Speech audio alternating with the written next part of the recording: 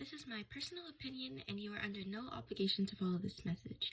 This video is intended to criticize, but in no way demean certain individuals and groups. That being said, on with the video. Hello, Addie. A couple of weeks back, I was taking a personality test in my leadership class when I realized my peers were taking a concerning amount of time to fill it out. The test was pretty simple, I'll hold it up here, and asked the test taker to rate themselves on 8 character traits, with various good deeds, rated on a 1 to 5 scale, contributing to your total score for that trait. I finished the test in a matter of minutes. Does I show understanding to others warrant a mild breakdown?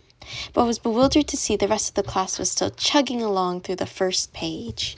Not only that, but some people had resorted to making cross-country treks across the classroom in order to ask for input.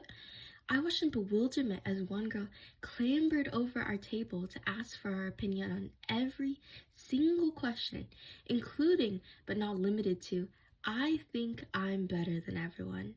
Well, how the hell would I know? I personally knew this girl to be very nice, but for all I know, inside her head, she thought she should have been nuking the class. I thought to myself, why are you asking me? I started to reach my limit when the girl behind me started flipping out because apparently the pointed questions were reminding her too much of her regrettable and messy breakup with her ex. Bewildered, I turned to my friends and asked, why are these people unable to answer these questions? Aren't these basic acts of decency? Ever nicer than me, she replied, well, I think it's because people don't really stop and think about these things very often. To which I replied, really? I mean, call me a greasy-haired loser sitting in my room, but I can never seem to shake a healthy awareness of my actions.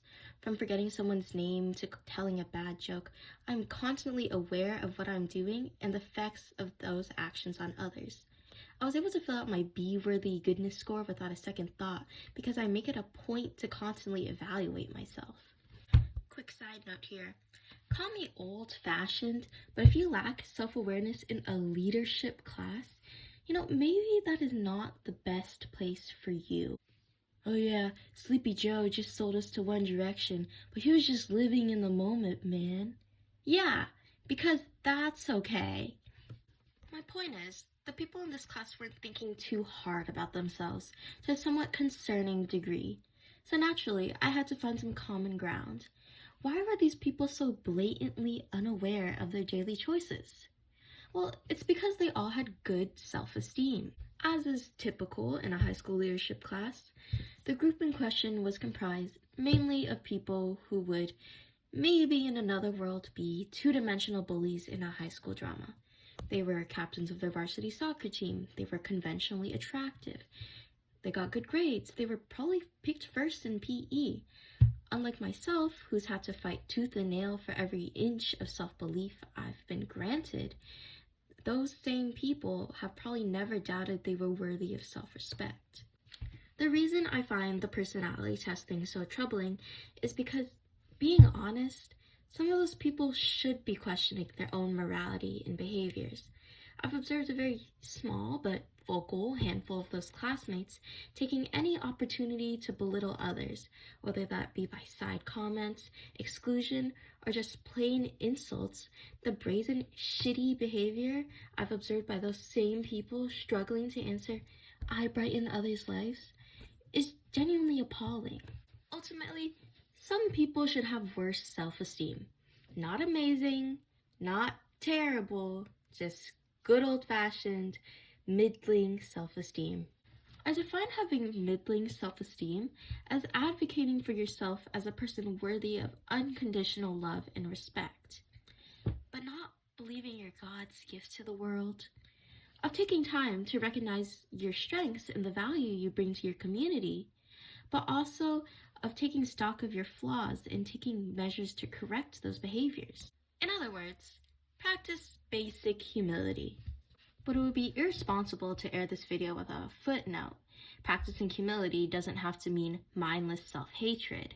As a troubled tween, my previously poignant self-awareness had been transfigured into an endless stream of insecurities. Common guests on this podcast included, I'm the worst person on earth, and everybody hates me.